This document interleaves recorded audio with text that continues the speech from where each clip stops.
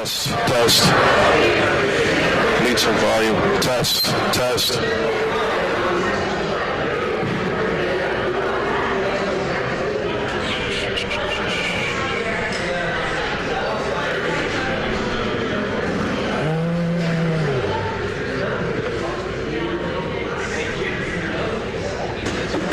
Yeah, thank you. Help me.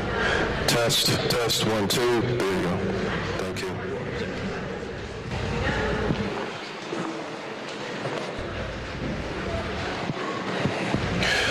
Well, good evening, everyone, and I want to thank you on behalf of the town of West Hartford, the West Hartford Police Department, the Connecticut State Police, and DESP, as we hear, Department of Emergency Services and Public Protection, understanding hate crimes in Connecticut.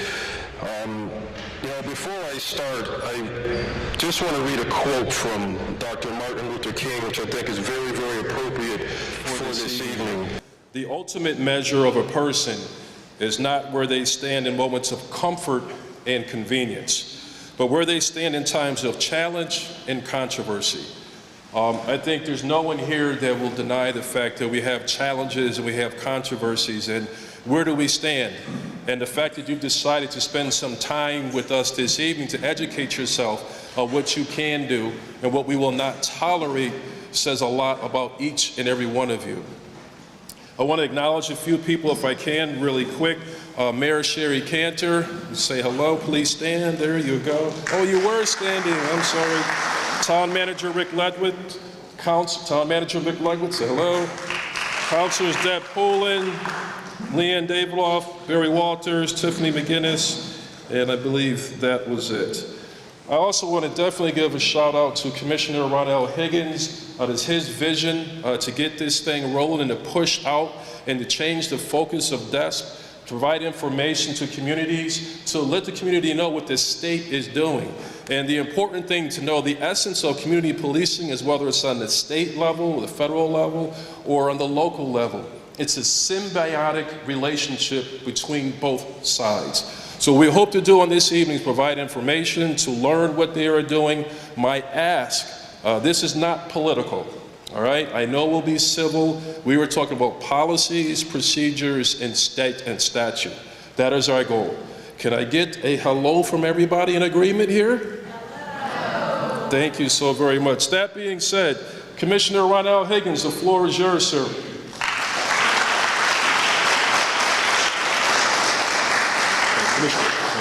Thank you, Chief Riddick. Chief Riddick asked for a hello. I'm going to ask for an amen. Okay. So, good evening, everybody. My name is Ron L. Higgins, and I am the Commissioner for the Department of Emergency Services and Public Protection. In my role, I am over the Connecticut State Police, whom you will hear from tonight, the Division of Emergency Management and Homeland Security, okay, the Connecticut Police Academy, the Fire Academy and Commission, the Connecticut Crime Lab, and the Division of Statewide Telecommunications. I began my role as Commissioner 18 months ago, and since then I've been working with the leadership of that agency to not just be good, but be great. Tonight, you're going to hear from members of the Connecticut State Police Hate Crimes Investigative Unit. You're also going to meet some other members of my staff who are joined here tonight. First and foremost, before I go any further, Chief Riddick introduced members of the city of West Hartford. Mayor, I first want to thank you for being so gracious and allowing us to have this here. Give it up for our mayor.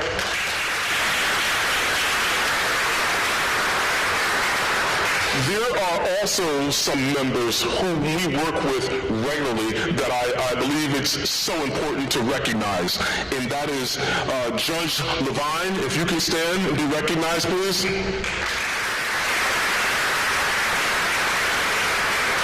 Judge Levine is on the Hate Crimes Advisory Council and works closely with the police and academics and other policymakers and has been very, very, very instrumental in getting us, and when I say us, I'm talking about the state of Connecticut to where we are right now. So thank you, Judge Levine. I also believe there's some other members of the Hate Crimes Advisory Council here tonight. Sherry Mansour, oh, so Sherry's in the house. Where is Sherry? No? Did she leave? Ada Mansour, I'm sorry. Hi, Ada. I'm sorry. Okay. Stacy Sobel from the ADL. Hi, Stacy. And my apologies if I missed anybody. So, when I became commissioner, and Colonel Lockman, Colonel Lockman, could you just raise your hand, give a shout out to Colonel Lockman? We talked about re-envisioning and reimagining how we approach a lot of things. One of the things that we wanted to do is re-envision and reimagine the Hate Crimes Investigative Unit. We know, because of the data, that hate crimes has increased in the state of Connecticut since 2021. We know that if we were approaching any other crimes in the state of Connecticut, we would be working with state, local, and federal partners. We know we'd be looking at the data. We know we'd be wanting to hear from different community members and stakeholders about what's going on, where it's going on, and trying to refine our approach to it. Why aren't we doing it with hate crimes? So, we increased the size of the unit, we brought some talent into the unit, and you're going to hear from them tonight, but we did something else too. We wanted to bring in someone who's a non-law enforcement member. We brought in Michael Bloom, who now serves as the Director of External Affairs, working directly out of the Commissioner's Office for deaths, the partner primarily with the Hate Crimes Investigative Unit, but to also work with someone you're also going to meet tonight, Mr. Curtis Eller, Senior Advisor on other external affairs. I shared with someone earlier that I coached baseball years ago, and I used to tell my players that the game is not played in the dugout. The game is played in the field. What we're doing is serious. It is serious. Hate crimes impact people where they work, where they live, where they go to school, where they worship. And here in Connecticut, we have an opportunity because with you being here, we have an opportunity to partner. And that is the missing link right now. We want to partner with you all. Before I turn it over to the Connecticut State Police Hate Crimes Investigative Unit, I want to read something to you.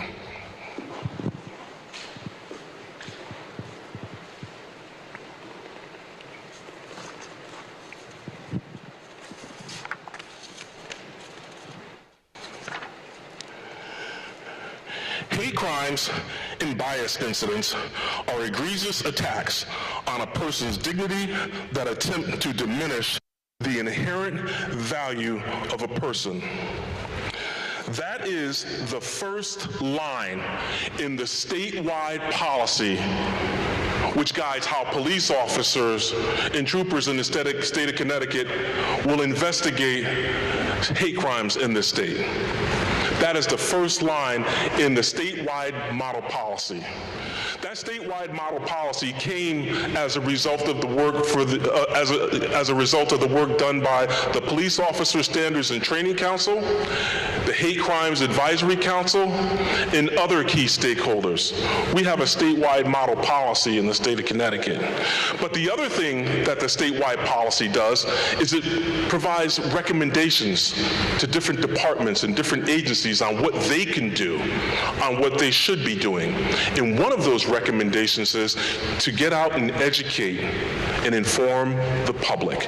And ladies and gentlemen, that is what we are attempting to do tonight. To educate and inform and to share information with you, but at the same time, as I share with my team, we also want to hear from you, because when we hear from you, that helps us refine our approach. So I'm not going anywhere. I will be here, but at this point in time, I just want to say thank you for having us. Thank you for hosting us, and I'm going to turn it over to the Connecticut State Police Hate Crimes Investigative Unit. Thank you.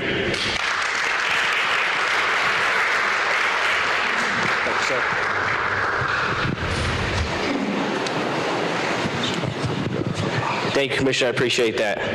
Good evening. How are we all doing today? Good, good, good.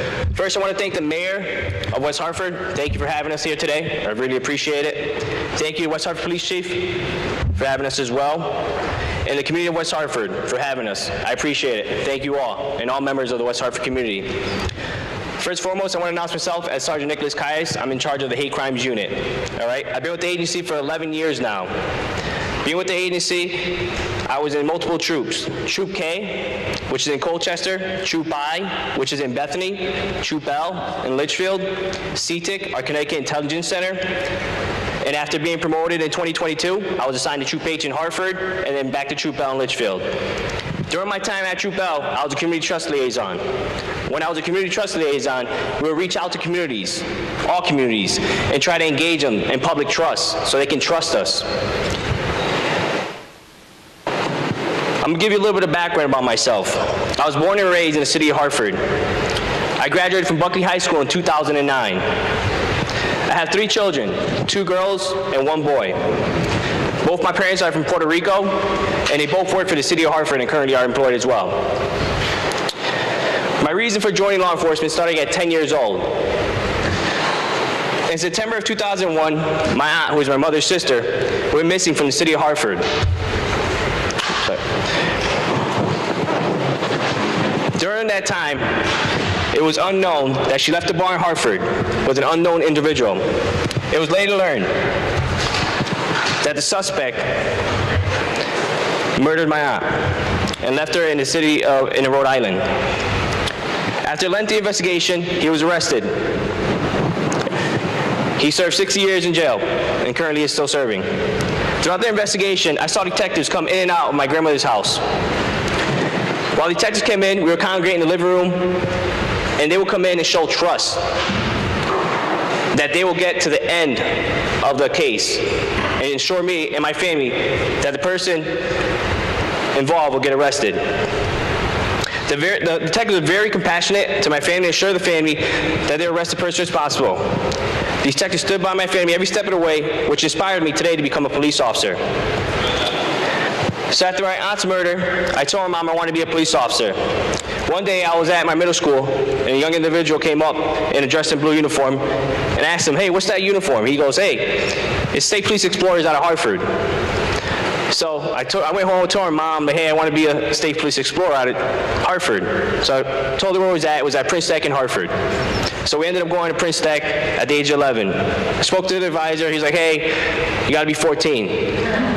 So I waited. I would go to the meetings every Wednesdays and show up until I was 14. When I was 14, I finally joined. I was so happy.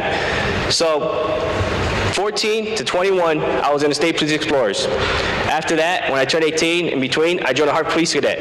I didn't make it, but I didn't stop there. My advisor from the State Police Explorers said, "Hey, try the State Police."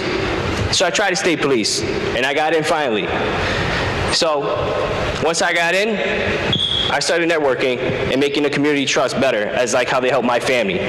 So I stand here today to try and help the community with the hate crime and show that we are trustworthy and we are here to gather together and be a community so that way we can stop the hate together.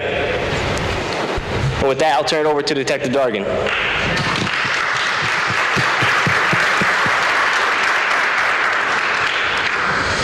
Good evening, everyone. So I'm Detective Mike Dargan. My path in pursuing a career in law enforcement started at a young age. My father was a corrections officer. His twin brother was a corrections officer. We had a lot of close family friends who were in every aspect that you could think of. Police officers, state's attorneys, and I even have one right now. He currently serves as a judge in the state of Connecticut. So the influence was around me my entire youth. So after graduating high school, I went off to Salve Regina University in Newport, Rhode Island. From there, I obtained a bachelor's degree in administration of justice. Graduated in 2012, and by 2015, I was hired by the Connecticut State Police. So I've been a state trooper for 10 years now. Spent about 5.5 years out on patrol. Started out in Troop H in Hartford, so I've definitely patrolled these highways. I hope I didn't, engage with any of you here. Then I spent some time down in Troop I in Bethany, and I've also served about 3.5 years as a school resource officer prior to being assigned here in the Hate Crimes Investigative Unit. So it's a privilege, and I'm honored to be here to be able to speak with you guys today. Thank you, Tech Dargan. So with that said, we're going to give you a little presentation, Understanding Hate Crimes in Connecticut. So the Hate Crimes Investigative Unit, we have a chain of command that we follow. The first step is the Connecticut State Police Hate Crimes Liaisons. So every state police barracks in the state of Connecticut has at least one liaison for hate crimes. They're an extension of the state police hate crimes unit. So they will at least network out in the field, try to build bridges with the communities, as well as gather information when there's a hate crime incident in their town or their state police barracks. They report that back to the hate crimes unit, and then we'll just put it into a database and connect with other information that we get. Then the next step is the two detectives that work for me, Detective Michael Dargan, that is here, and Detective Julia Stoner, who couldn't make it today. And then it'll be myself, and then Lieutenant Haley Russenberger. Also, we work with Michael Bloom, which is with the outreach, which he coordinates with communities so we can go out there and educate the public on our unit.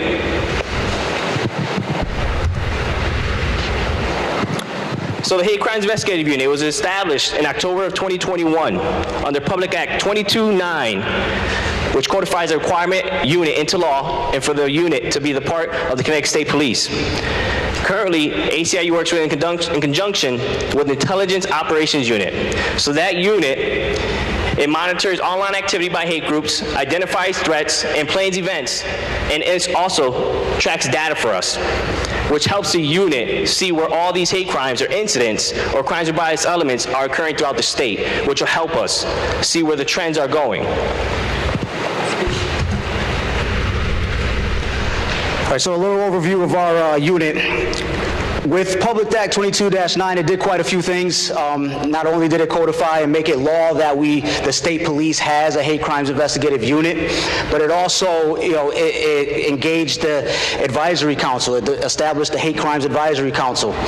And one of the first tasks that they were given was to develop a statewide reporting system. So with that, they developed a form that every single law enforcement agency had to complete whenever they received any complaint of a hate crime, hate incident, or even a hate or a crime with bias element. So any incident that gets reported to any local law enforcement, to any troop, to any barracks, we ultimately receive that report. We receive the form and then any accompanying reports that go with it. With that, we'll review all of them, and then we're able to use that information and provide guidance to the law enforcement, to communities, and to other organizations. Three functions of what HCIU does, all right? So our unit, first and foremost, prevent and detect criminal activity or suspected criminal activity related to hate crimes within the state. So like Sarge just touched upon, right, we work hand in hand with our Intelligence Operations Unit. They do a lot of the background stuff for us. They're able to track these hate groups that operate in Connecticut. They're able to identify any threats that may be happening. Maybe there's a planned rally somewhere, maybe something going on a campus somewhere. So they provide us with that information, and with that, we're able to push it out to the local law enforcement agency that needs that information, and we're able to get ahead of it prior to any issues happening. Then on the community side, right, prevention and detection, it all starts with education and community engagement, all right?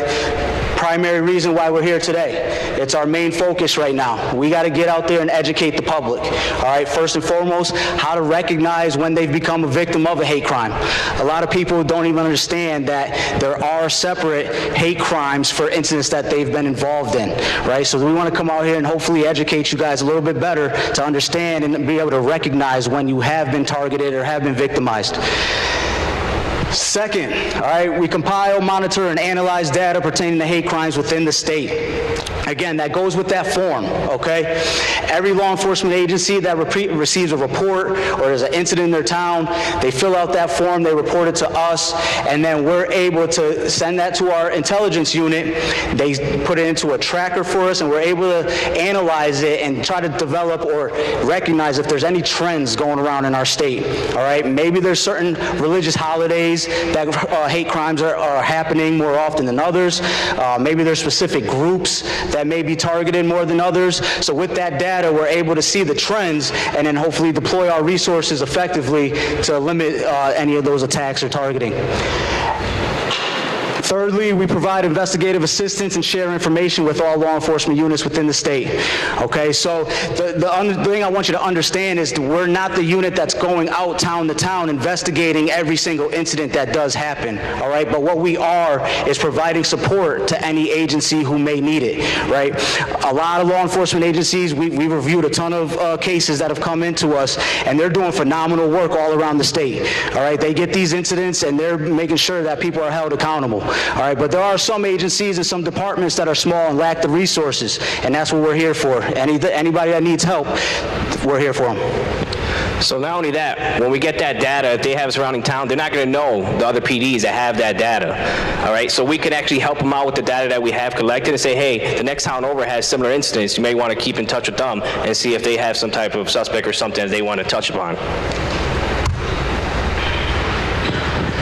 So touching a little bit more on that form, right? So there's different types of incidents that can happen, right? There's 3 categories on that form that a law enforcement agency can report to us, all right? One checkbox is going to be the hate crime, all right? That's the most important one, and obviously what we're trying to get ahead of here. That's going to be a hate crime is a criminal offense motivated by bias against race, color, religion, national origin, sexual orientation, gender identity, or disability, right? Any of those protected classes. So if you check out the graphic there, it's that top line, right? The key that I need you to understand is that law enforcement has to be able to prove that motivation portion of it, all right? First and foremost, you need to have a crime. A crime must have occurred. But secondly, and probably the most important to make it escalate to a hate crime, is we have to have probable cause to prove that the motivation based on a bias existed prior to the crime happening. Secondly, if you move down the chart here, crime with bias elements, all right? This is going to be any crime where the offender does not target the victim for the protected status, but the offender uses a derogatory comment directed at the victim's protected status or group. So easiest example I could try to give you is an assault, right? Someone goes and strikes someone, right? They injure them, and then after the fact, they make a racial remark, okay?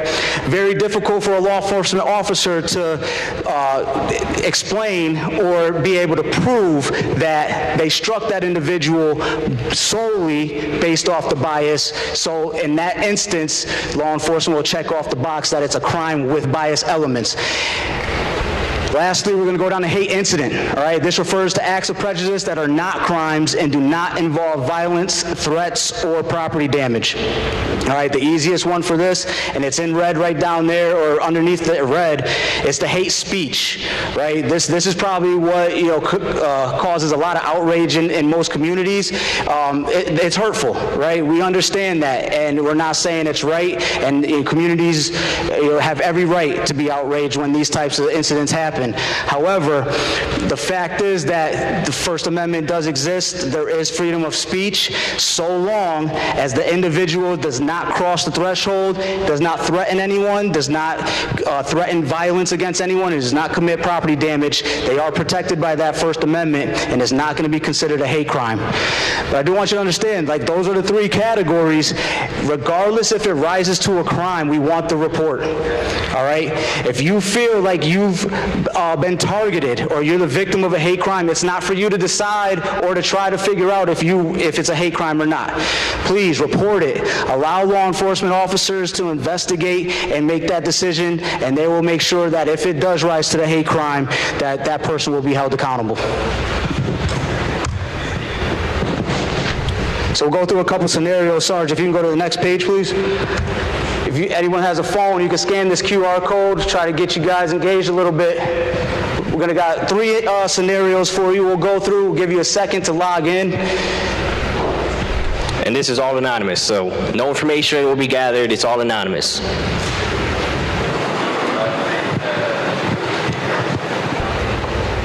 And I found it's easiest if you have an iPhone, just sign in with your Apple ID. All right, so you go back. All right, so scenario number one.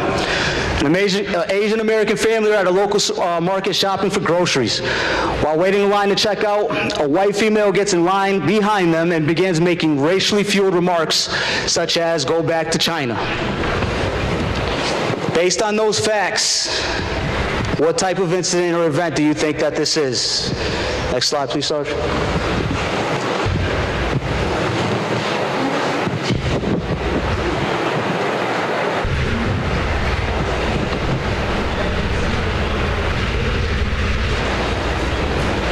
Awesome, right? Hate incident. All right, that's exactly what it is, okay? As long as, we just discussed it with that First Amendment, as long as they did not cross that threshold, right, and they did not make any physical contact with them, they did not threaten them, or anything of that nature, it falls under the speech, and it is protected, and this would be documented as a hate incident. Next one. Scenario two, a white male and a Hispanic male both driving in a crowded supermarket parking lot. They both attempted to park in an open space near the front door and became situated so that neither could get into the space. Neither would yield to the other and an argument ensued. Both drivers got out of their cars and a fist fight started in which the white male threw the first punch. During the fight, the white male made several racially derogatory remarks. Where do we think this falls under based on those facts?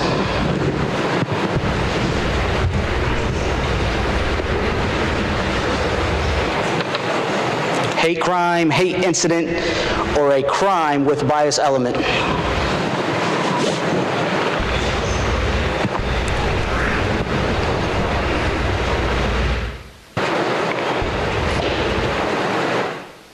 right, good. So yes, it doesn't rise to that level of hate crime, right?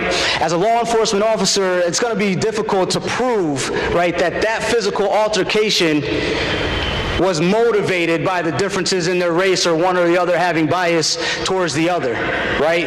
But it does not diminish the fact that after the fact that occurred, racial remarks were made, so it's still going to be documented and will be checked off as crime with bias elements. Now, officers do have the right to check off as many boxes as they feel fit, so it certainly could fall under hate incident as well as crime with bias elements. So we'll move to the third scenario. At approximately 10:30 p.m., an 18-year-old male walking home alone a couple blocks from his street. The complainant noticed two males following him. The two males began to make sexually oriented and anti-gay remarks. The complainant turned around and responded that he was not gay and continued walking to avoid a confrontation. The two males continued following him and began to whistle at him. At one point, one of the suspects grabbed the complainant and a scuffle ensued. One of the subjects struck the complainant in the face with a skateboard, knocking out several of his teeth. Based on those facts, do we have a hate crime, a hate incident, or a crime with bias elements?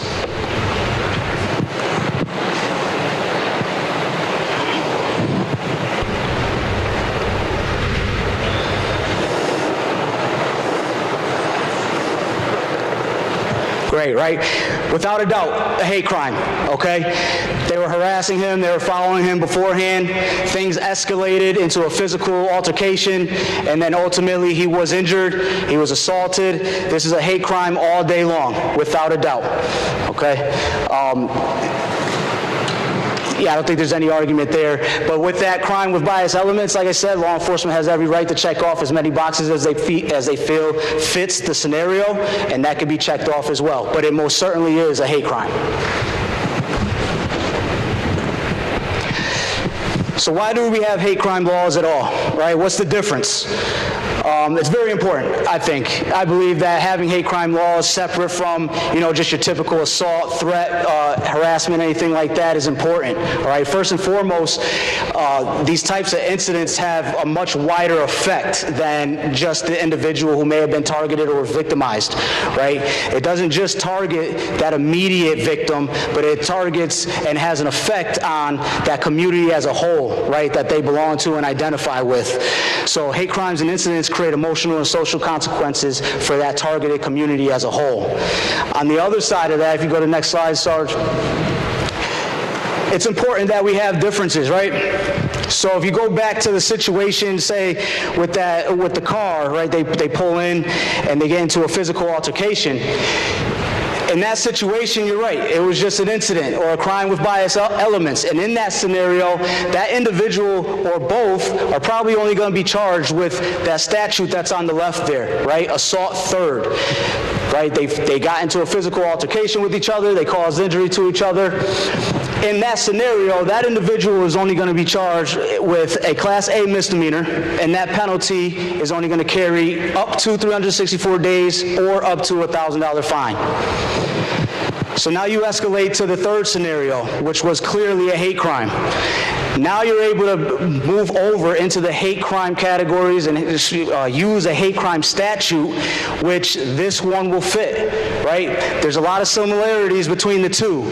Specific intent causes physical injury to such other person down at the bottom there. But like we explained in the beginning, right, the key to proving these hate crimes is that middle portion, motivated in whole or in substantial part by the actual perceived race or other protected class. All right, so as soon as we have any element of bias and hate, we're going to look at these statutes and see if we're able to prove. So then now you see this goes from a simple assault third to intimidation based on bigotry or bias, and that's carrying a Class C felony with a penalty of 1 to 10 years or up to $10,000 fine. Very different. That's the importance. All right, so Connecticut hate crime statistics from 2020 to 2024. All right, this data is from the state police data from throughout the state. So this is all the information that we gather for all law enforcement throughout the state of Connecticut. So you can see from 2021, the trend is up and down, and then you see a spike in 2022, and it continues. 2023 to 2024, you can see it went up and spiked a little bit, and then it went down, but the trend is starting to go back up with the crimes. All right, so now if you look at 2021 to 2024 of the incidents, you can see the trend that is going up with the incidents being reported, okay? And now you actually see where the crimes, the hate crimes from 2021 is growing, okay? But we still need communities to report them because we know there's still more out there to report. So we want you to continue to report to your local law enforcement so that way this data can continue to grow and we can help the communities to prevent and deter it from happening in those communities. So crimes and motivations as elements, as Detective Dargan was saying. You have the race, which is the number one. Number two, you have the religion. And then you have sexual orientation, number three, and then disability and gender. As you can see from 2021, again, the stats don't lie, they continue to grow from 2021 to 2024. It's a trend, it's continued to grow. But again, we need everybody to report it so that way we can see and follow where the trends are happening throughout the state of Connecticut.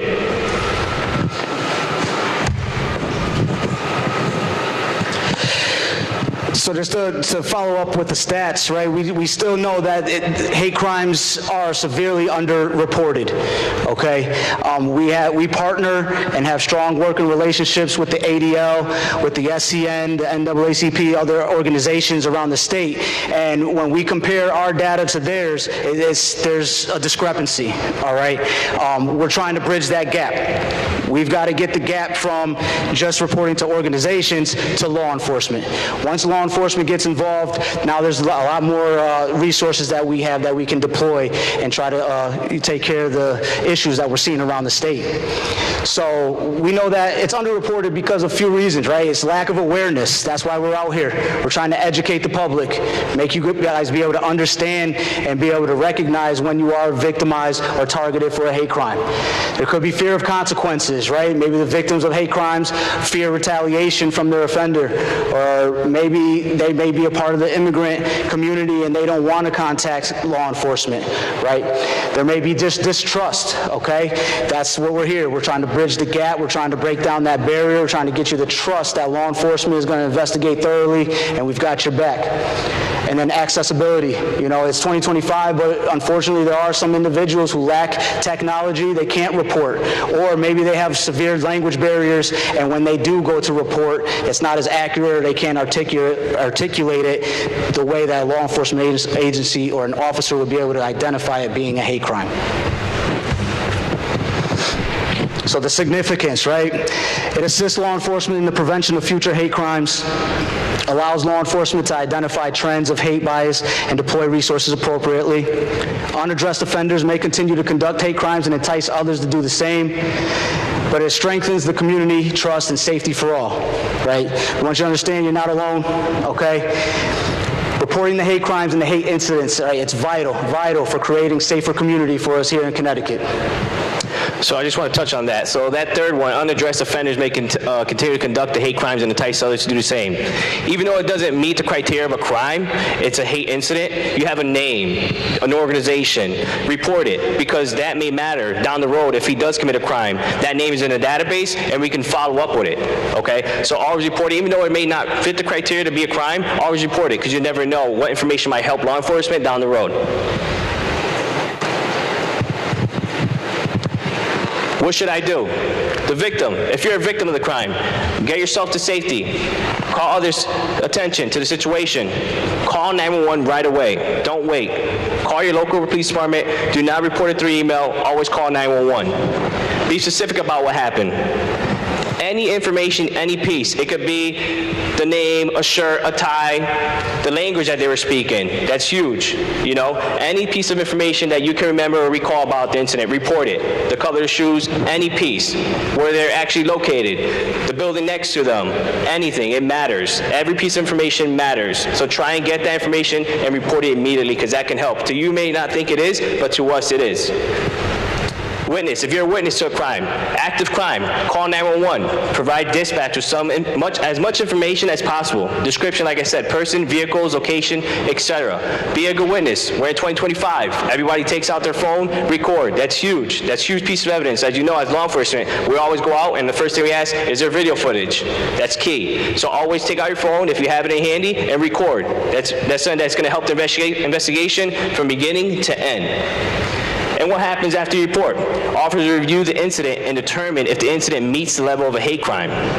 If the incident is not a hate crime, your report helps bring attention to the community as safety concerns. Again, like I touched earlier, any incident you feel that is not a crime, it will help us in the future to make an arrest if that information leads the other case further.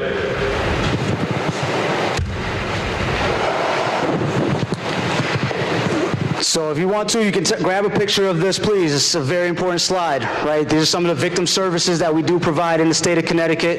It's also listed on the flyer that we do have on our table over there at the front when we first came in. Sorry. Next one. Next one. So any questions for us right now? That concludes our presentation. Any questions? We open it up down to the floor. Anybody has any questions for us? Feel free. It's open floor. Any questions? And there will be a Q&A at the end as well.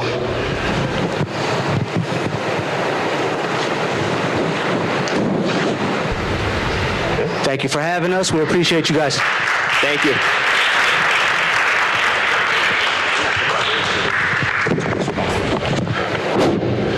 I thought I saw one hand. Go ahead. Oh, sorry. We got the mic on. I just had a question regarding the education or what you do afterwards when there is a perpetrator or someone that commits a hate crime. How do you ensure that there's some learning or relearning of maybe systems or biases or other ways in which they ensure that they don't do this again? So there are, through our judicial system, right, when someone's convicted of a hate crime and they go through our system, there's diversionary programs in place for people who are convicted and found to have violated hate crimes. So whether they, are sentenced to jail or they may be sent to some sort of program, anti-racism, inclusion programs, things of that nature. So if you are actually arrested for a hate crime and you go through our judicial system, they have the programs to steer those individuals that way. Yeah, that's only an example. That's the judicial system. They can actually decide what needs fit for that crime, or that person, I should say. That's just one example of what they can do with that case. Any other questions? We appreciate it. Thank you. We really do. Thank you.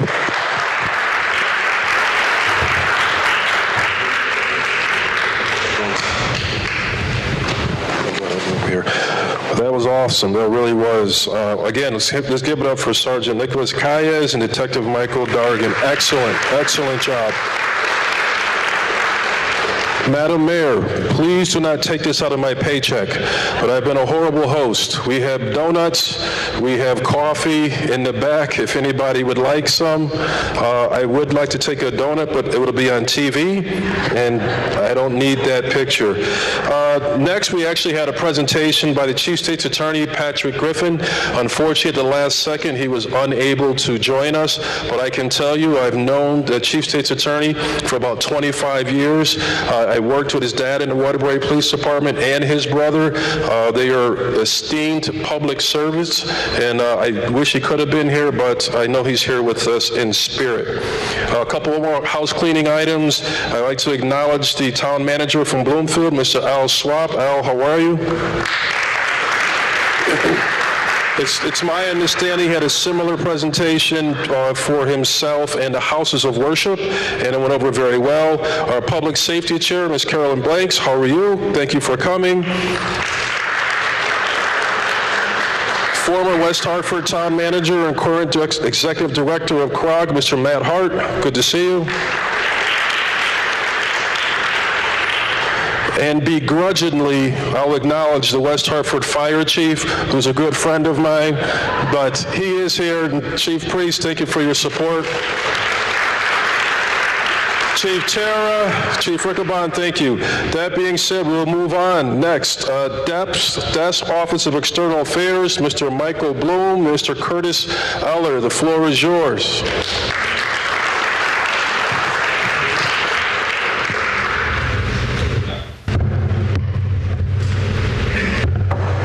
It says check one. Good evening, everyone. My name is Michael Bloom. I am the Senior Director of the Office of External Affairs and Hate Crimes Initiative Coordinator. I am very happy to be here. I am a resident of West Hartford. I see some friendly faces. My wife and 2 kids. We're in town. I have a daughter at Hall High and a son at KP. It is good to be here. Mayor, you are always wonderful. You are always very accommodating, and appreciate everything that you do. Couple folks I want to also say hi to. A couple members of the Governor's Hate Crimes Council. Diana Lombardi.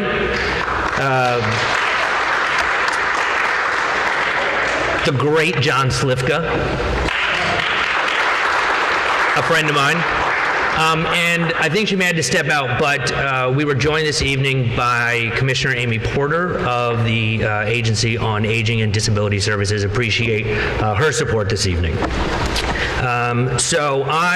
Quick background about myself. My career has been spent doing community interfaith and government relations. I have worked for nonprofits, I've been a lobbyist, and I've worked for various state legislators. But I was humbled to receive a call from the Commissioner's office 2 months ago, and they asked if I would take over and help lead this Office of External Affairs, and I was incredibly humbled.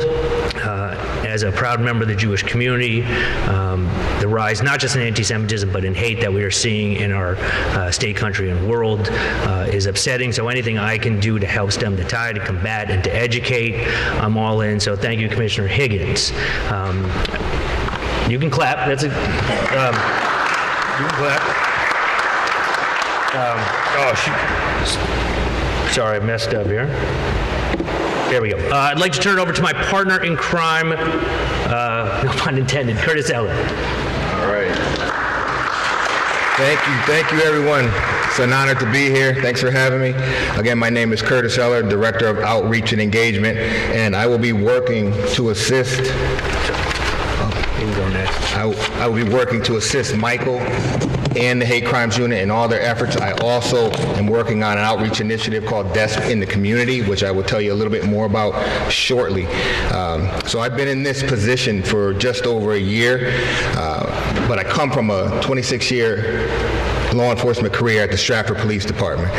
I had multiple administrative positions there, but I retired as a lieutenant to take on this role.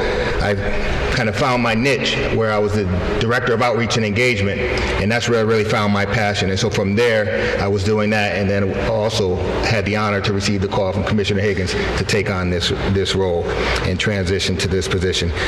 So what I've been doing for this last year is working with all the divisions of DESP to really strengthen our outreach initiatives. So I will turn it back over to Michael. Thank you.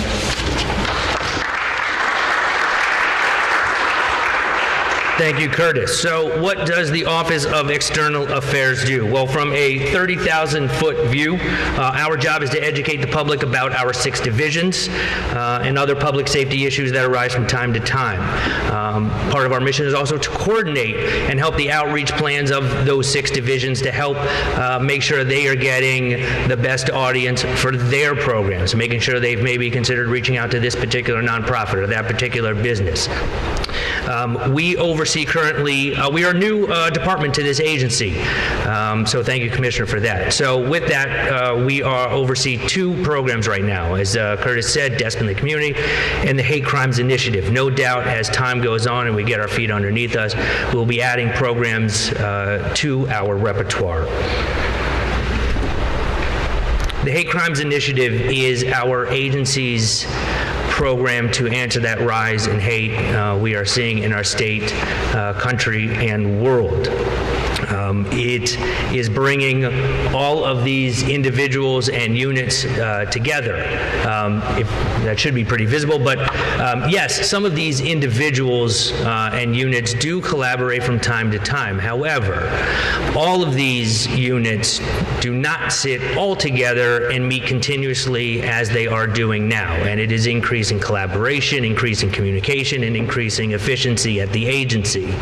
Some of the positive collaborations that have already happened in the 2.5 months I've been in this position. A couple examples. The Hate Crimes Unit, if they get an unfortunate incident from, let's say, one of the schools or just in town, the Hate Crimes Unit gets called. They can reach out to our intelligence analysts and say, hey, is that just a one-off incident? Or are you seeing this statewide or even nationwide? And they can get that answer pretty quickly.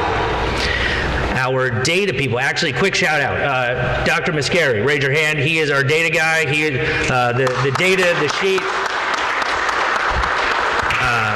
The graph that you saw in the one-pager up front is all him, and he's wonderful. So the data folks are talking to our grants people to make sure that we are funding institutions for increased security dollars in parts of the state that are seeing the highest levels of incidents. Another example, the Hate Crimes Investigative Unit is working with Police Officer Standards and Training Academy to update their hate and bias curriculum. All right, that was pretty close. They're updating their curriculum, and also they will be leading trainings for current and future officers and troopers. So some wonderful collaborations have already come out of it. A huge part of the Hate Crimes Initiative is the education piece. Doing meetings like this. We will be doing one in Darien in 2 weeks, Waterbury next month. We're hoping to do one in either Danbury or Norwich. But going around the state, educating folks, as not to repeat, but what a hate crime is, what it isn't, the importance of reporting, and to build that communication and trust between law enforcement and communities, because communities, I speak to them on a daily basis, they are nervous. So building that trust, building that communication is a huge part of this.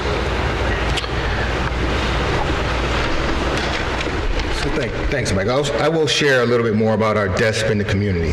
So what it is, it's our venue for the state of Connecticut to learn more about the divisions of DESP. and what goes on 24/7, 365 days a year. DESP in the Community allows the agency to connect and engage with communities, clergy, policymakers, nonprofit universities, and businesses. It also allows us to create opportunities to have meaningful conversations and to start building the foundation of lasting relationships, really like we're doing here tonight.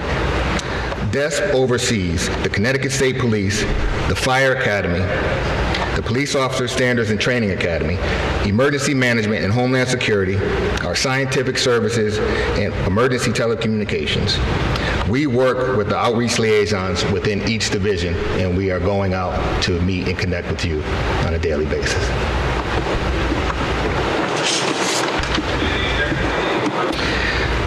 I think it's important, now that we've talked a little bit about what we do, I think it's important to talk a little bit about how we do, kind of our values, our North Star per se. A couple things. Be proactive. Do not wait to have the conversations of the education until an awful hate crime happens. So be proactive, do the education, and have those conversations now.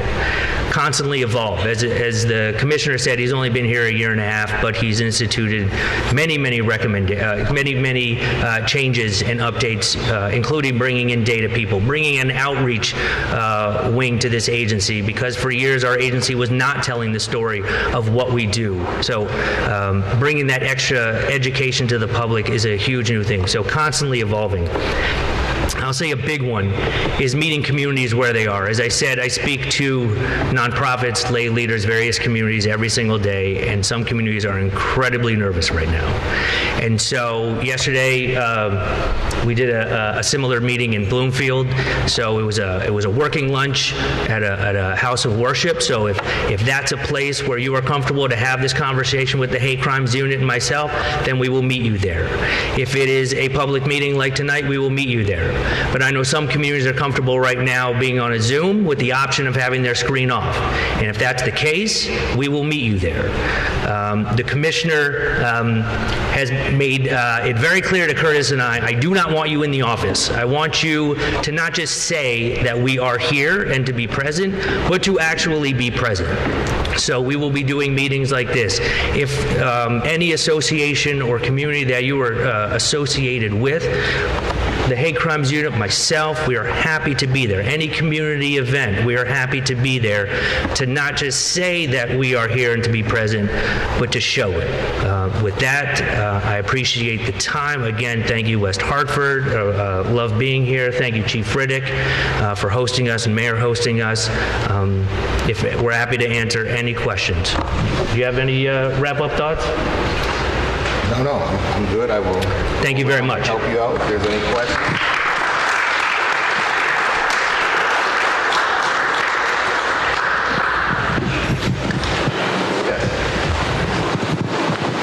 So first of all, thank you so much for coming.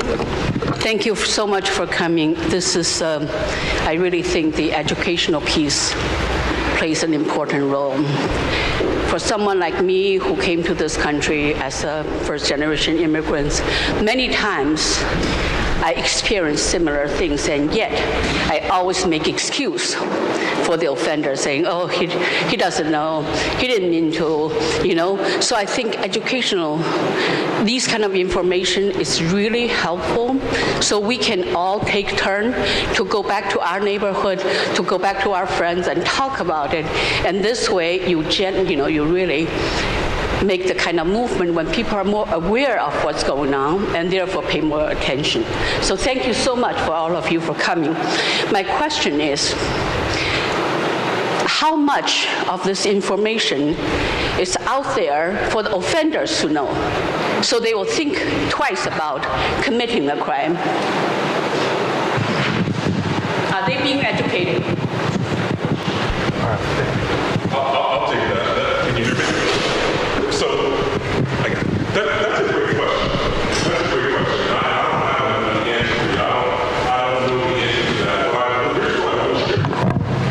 One of the things that we wanted to do by coming out and sharing with, can you hear me okay? Okay. One of the things that I wanted to do, we wanted to do by coming out here and talk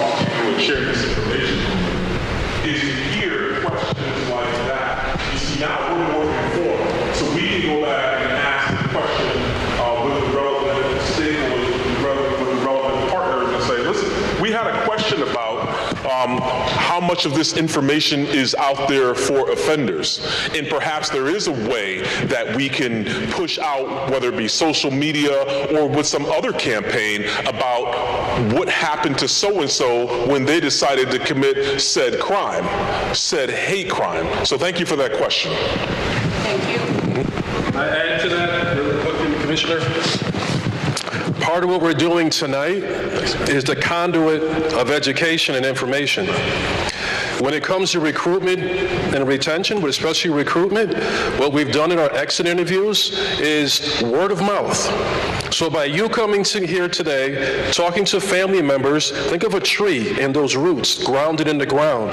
If each one of you make it a point to talk to one person, who in turns talk to one person, eventually this message will touch an offender, because all of us have skeletons in our family somewhere. So being here, speaking, not being quiet, you heard me mention it before, will help. Plus the initiatives done by DESP and the Commissioner. Thank you. Any other questions? I'm proud of you, West Hartford, because earlier you guys were getting 100 on these tests and everything. Now you're getting quiet. Here.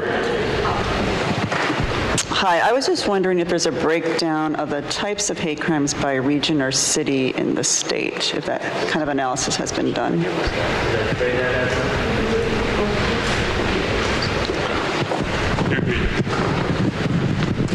Can everyone hear me? All right. So great question. We do have that data available. It's on the Beyond 2020 website. We have it by town, and you can download it, and we have plans in the future to make that even more publicly available. So yes, we do. Right now it's in a website, and we're trying to find better ways to get that data to you quicker. Yeah. Another hand over here I saw.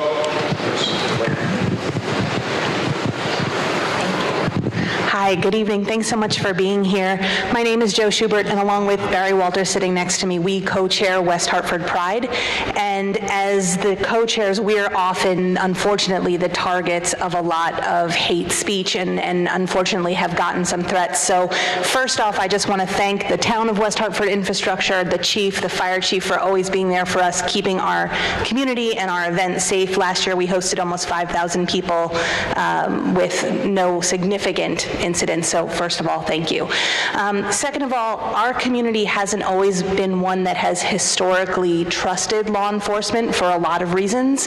And we know that not all law enforcement agencies are sort of created equal when it comes to the way that they connect with community. So how do we help spread this message that our community can now take those steps forward to begin to partner with law enforcement to only keep us safer, as rhetoric from the federal government tells our community that they're less than?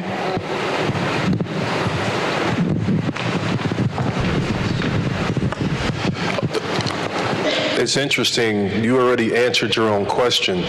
When you started this, you gave props and kudos to the West Hartford Police Department as well as the Fire Department. That was unscripted, unprompted at all.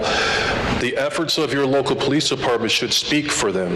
And then when you see something, it sounds corny and cliche, but say something. If you continue to spread the message, the goal is always 100%, but we know that that's not going to be the case. But when you hear things, when we are not around, me and law enforcement, maybe family members and friends that are negative, talk about the positive sides. It's easy to speak negatively. It takes courage to talk positively, especially when it comes to law enforcement. Just speak the truth. Continue to speak the truth. And one thing public safety, law enforcement, state, local, and federal, has not done a really good job at, and we are doing better now, is telling our own story. Using social media, getting in front of the public, talking about our positive things that we're doing. The truth should combat hate, misinformation, and intentional misinformation or directions towards individuals. So, thank you. Any other questions or comments? Yes, ma'am. Let me get rid of this thing and give it back to the state police folks. My name is Verinda Birdsong, and I sit on the Hate Crime Advisory Council. Question, how many police departments across the state have actually been trained on the public reporting tool? Do we have the stats on that? How many police departments have actually been trained with the public reporting tool and how to help in the reporting process? Because people here they now know about a public reporting tool. They may use that public reporting tool, but how many police departments have been trained by DESPE, and how many police departments have trained their officers in how to connect with the community when a report is received, right? Because that is the bottom line. When an incident occurs and someone comes to the home, citizens need to know that the persons that they're talking to understand the language as well as the public reporting tool and how to check off the boxes. It is not just a smorgasbord of checking off boxes, just to inform people here. That's a great question, and I first want to thank you for your service as a member of the advisory council. So that policy, the model policy that I shared with you all in the beginning, that's not optional. Okay, so police officers in the state of Connecticut, under the Police Officer Standards and Training Council, for which both Chief Riddick and myself are members, we set the standards for policing in the state of Connecticut. So I can say all police officers are trained on that reporting tool. But you said something that is so important. The second question you asked had to do with the training of those officers in their outreach and how to manage that. I'll be upfront with you. Officers are trained, but some are trained more than others. Okay, I can share with you right here. You have a champion in Chief Riddick and his agency and what he's done for it, and I can say that And I can say that for the vast majority of police departments in the state of Connecticut. I said the vast majority, but I didn't say 100% because we do receive calls and we do hear about incidents where things just didn't go well, okay? So but we're focused on it. And part of what we're doing, myself as commissioner, Chief Riddick and other chiefs, by us getting out here and emphasizing this, by just us making ourselves available in a public forum like this, and those officers standing along the back walls, they saw this presentation and they also heard your questions. So trust me, they're becoming even more and more informed as well. So the goal is that we be the best, okay? But in any successes that we've had, we have to always recognize that success is never final, because we can do 100 things right, but you know something, we always hear about that one call that went wrong. So that's why we're emphasizing the importance of our policy, and we're out here right now.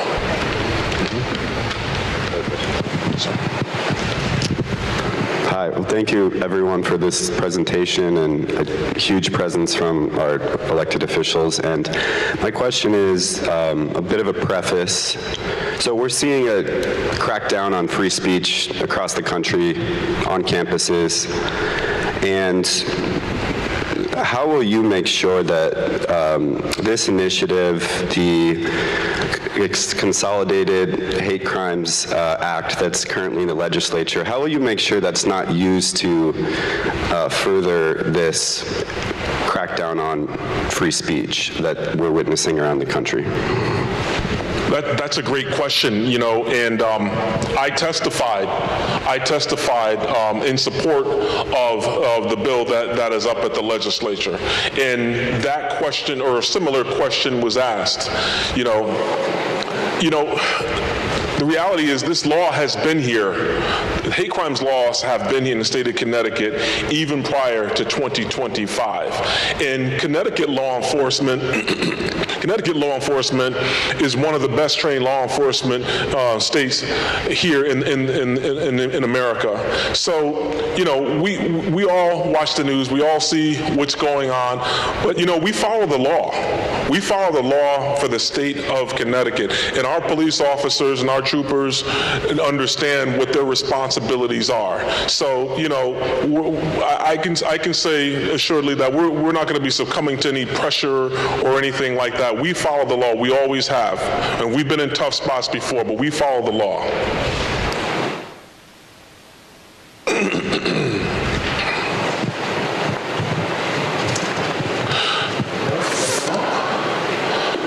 Well, folks, it is late. I want to thank you for your time. You could have been anywhere else tonight, but you wanted to come out, and, you know, we didn't know what to expect.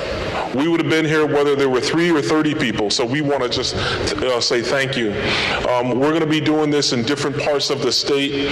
Our hope is by us getting out here and doing this and starting that other law enforcement officials or even non-law enforcement officials would be willing to step out and do forums like this to educate our public, because an informed citizenry is how we stay strong together. So thank you so much for your time, and God bless you all.